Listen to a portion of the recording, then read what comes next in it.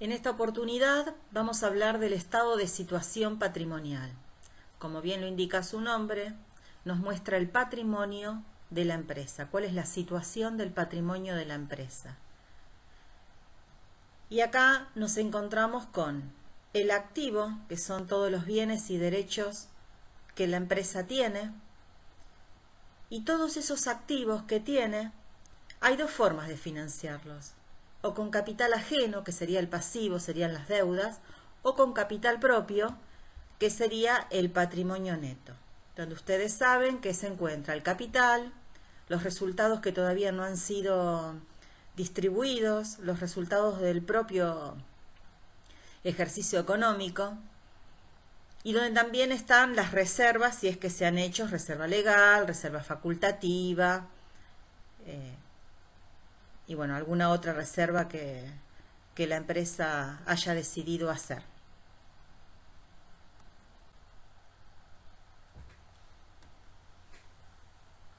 Bueno, de los tres pilares que tiene el estado de situación patrimonial, vamos a empezar a hablar del primero, que son los activos, que son los bienes y los derechos que la empresa tiene.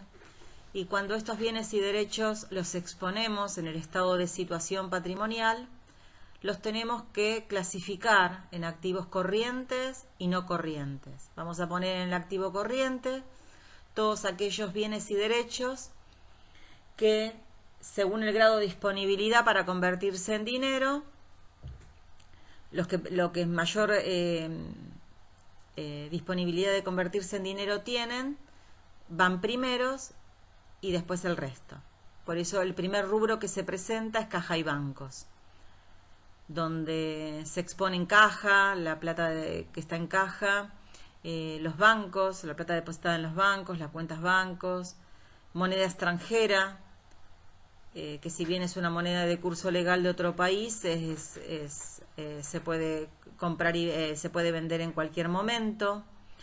Los valores a depositar que no sean diferidos a más de 3 meses. La resolución técnica número 17 establece que todos aquellos activos que se vayan a convertir en dinero dentro de los 3 meses, contando desde la fecha del cierre del ejercicio, pueden exponerse en caja y bancos. Luego están las inversiones. Nosotros sabemos que hay inversiones temporarias e inversiones permanentes. Las inversiones es plata que la empresa coloca para obtener una renta en algo que no tiene que ver con la actividad principal de la empresa. ¿Cuándo es temporaria? Cuando, por ejemplo, invierto en acciones. O invierto en acciones que cotizan en bolsa, que puedo comprarlas y venderlas. O puedo comprar moneda extranjera para tener como inversión. Entonces, en ese caso, la moneda extranjera se expondría en inversiones temporarias y no en caja de bancos. Depende de cuál es el objetivo que se tenga con lo que se está comprando. Si hago un plazo fijo, es una inversión temporaria, por ejemplo, también. Después están los créditos por ventas, que son todos aquellos créditos que tengo por cobrar y que fueron generados en la venta de mercaderías, ya sea clientes que todavía están con su crédito a término, que son los deudores por ventas, o aquellos que están pasados del término, que serían los que entraron en mora, que serían los deudores morosos, o aquellos que mandamos al abogado para que intervengan judicialmente para su cobro. Un pagaré firmado a nuestro favor por un cliente, un documento a cobrar. Y también acá entran las previsiones para deudores incobrables. Cuando hacemos una previsión estimando que pueda llegar a haber algún grado de incobrabilidad, esa previsión se expone en el activo restando, porque está regularizando los créditos que tenemos por cobrar. Lo que me está diciendo es del total de créditos que hay para cobrar, cabe la posibilidad que el monto por el cual se expone la previsión no se cobren. Es una posibilidad. Y después tenemos otros créditos, donde son todos los derechos a cobrar que tenemos, pero que no están originados en la venta de las mercaderías. Por ejemplo, el IVA saldo a favor. Por ejemplo, un socio que nos deba dinero. Y después vienen los bienes de cambio. Los bienes de cambio representan a las mercaderías, en el caso de una empresa comercial, las mercaderías que se compran para la reventa se exponen en el rubro bienes de cambio. Igual que si, por ejemplo, nosotros le dimos un anticipo para una futura compra a un proveedor, como ese anticipo, ese derecho que tenemos por haber anticipado dinero, está originada en una futura compra de mercaderías, entonces siempre va el anticipo en el rubro que lo origina. En este caso, un anticipo de proveedores es originado por una futura compra de mercaderías, por ende se expondría en el rubro bienes de cambio.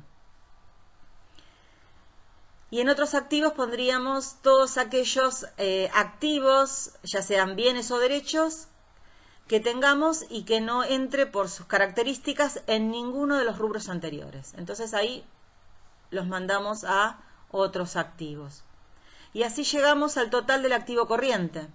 No, siempre hay que poner total del activo corriente y recién después pasamos al total del activo no corriente, donde vamos a exponer los rubros que no se van a convertir en dinero dentro del próximo ejercicio, sino que se van a convertir en dinero pasados los 12 meses a partir de la fecha de cierre. El único rubro que nunca podría aparecer en activo no corriente por su naturaleza sería caja y bancos, porque caja y bancos es dinero en sí mismo o próximo a tenerlo disponible en dinero dentro de los 3 meses seguidos al cierre, así que jamás podríamos presentarlos en el activo no corrientes.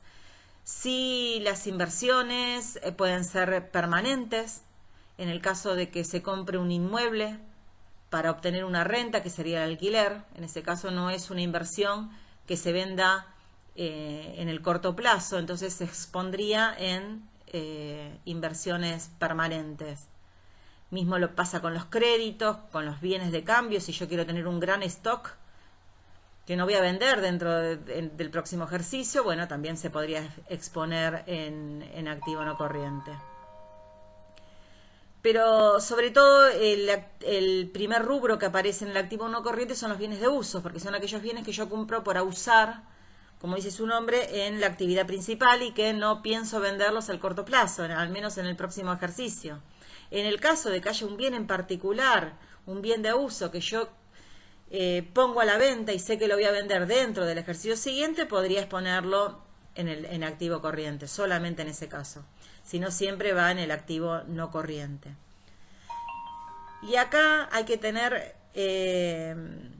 atención con esto. En los bienes de uso, que son, por ejemplo, el rodado, la maquinaria, el inmueble, las instalaciones, los muebles y útiles, sufren un desgaste que se muestra en una amortización acumulada. Esa amortización acumulada, que puede ser amortización acumulada de muebles y útiles, se muestra conjuntamente con su bien, con el muebles y útiles. Se presentan muebles y útiles y debajo restando su regularizadora, que es la amortización acumulada de muebles y útiles. Me está diciendo, el valor de origen tuvo este valor y por el tiempo que lo tuvo sufrió este desgaste. Entonces tengo que presentar la amortización acumulada debajo de cada bien de uso al que corresponde. No puedo presentar primero todos los bienes de uso y debajo todas las amortizaciones acumuladas. Por esto que les acabo de explicar. Después vienen los activos intangibles. Están las marcas, las investigaciones, todos los activos que no son materiales, que son intangibles y que también tienen una amortización, ¿sí? ¿Por qué? Porque se activa durante, según la política de la empresa, 4 o 5 años y se va amortizando hasta que se le da de baja. Y después está la llave del negocio. Es cuando tenemos un negocio que más allá del negocio en sí, en el mercado este negocio tiene un prestigio, tiene una cartera de clientes importantes, con lo cual eso tiene un valor y es un activo que también es intangible, pero se expresa, se expone como llave de negocio. No tiene un rubro, es su propia cuenta. Y después están los otros activos, que son todos los activos que por sus características no reúne para estar en ninguno de los otros que les acabamos de explicar. Y así llegamos al total del activo no corriente. Y acá vuelvo con esto a insistir. Ponemos total del activo no corriente y recién después total del activo, que va a ser la suma del activo corriente más el activo no corriente. Y así, en todos estos rubros, expuse todos mis bienes y todos mis derechos. En corrientes, repito, aquellos que se van a convertir en dinero, que son lo de más pronta disponibilidad dentro del próximo ejercicio, y en no corrientes, todos aquellos que voy a poder tener la disponibilidad del dinero pasado los 12 meses, contando a partir del cierre del ejercicio.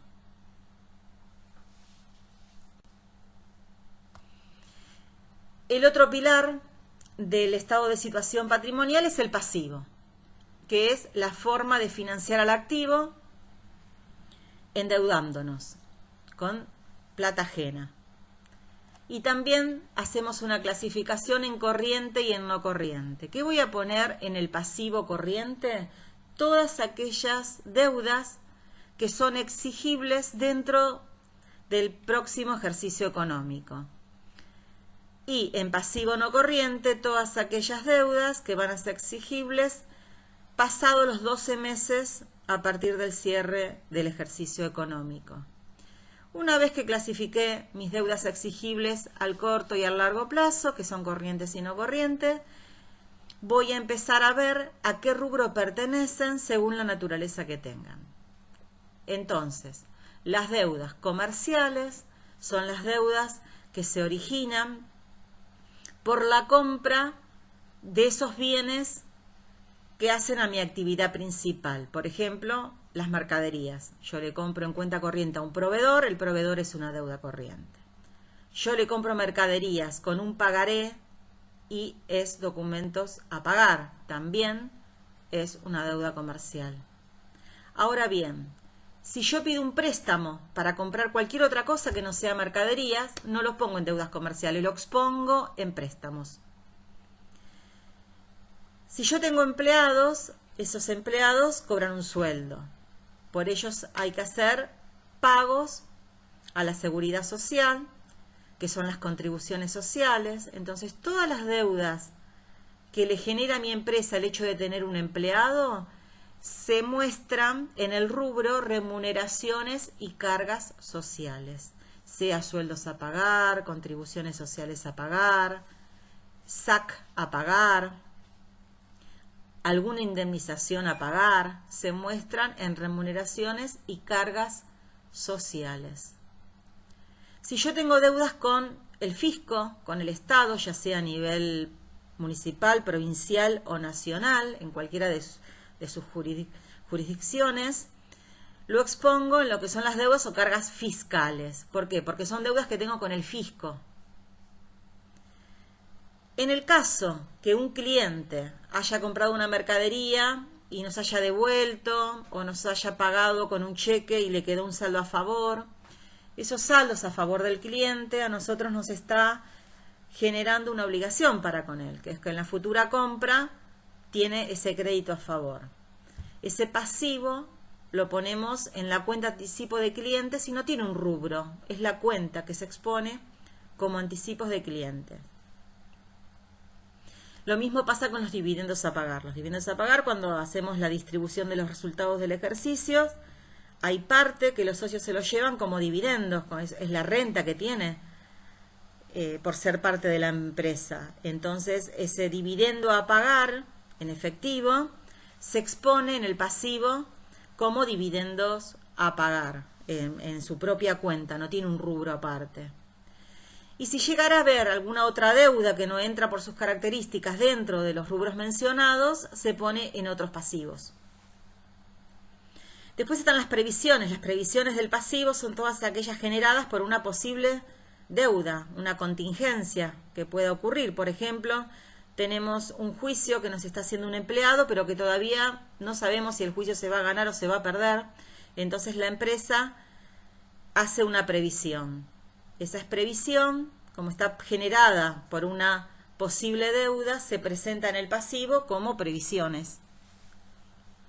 Lo mismo pasaría si tenemos una casa de artículos del hogar que tienen una garantía. Entonces, en ese caso, armaríamos una previsión por garantía por si tenemos que cubrir el gasto de la rotura de algún bien que vendimos y por el cual estamos ofreciendo como un servicio secundario una garantía. Y así llegamos al total del pasivo, del pasivo corriente, perdón. Ponemos total del pasivo corriente, insisto con esto, antes de pasar al pasivo no corriente, expongo el total del pasivo corriente.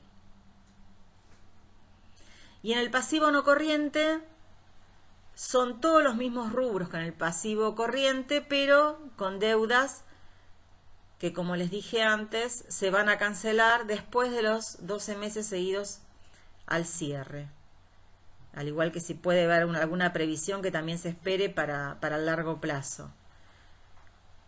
Y ahí expongo total del pasivo no corriente y recién después pongo el total del pasivo, que es la suma del pasivo corriente más el pasivo no corriente.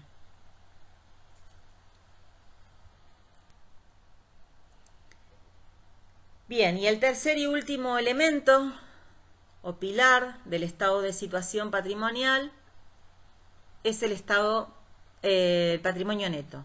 El patrimonio neto es cuando el activo es financiado, es la parte del activo que financio con capital propio. El pasivo era financiamiento con capital ajeno, las deudas, y el patrimonio neto es yo financio el activo con mi patrimonio neto o parte de él.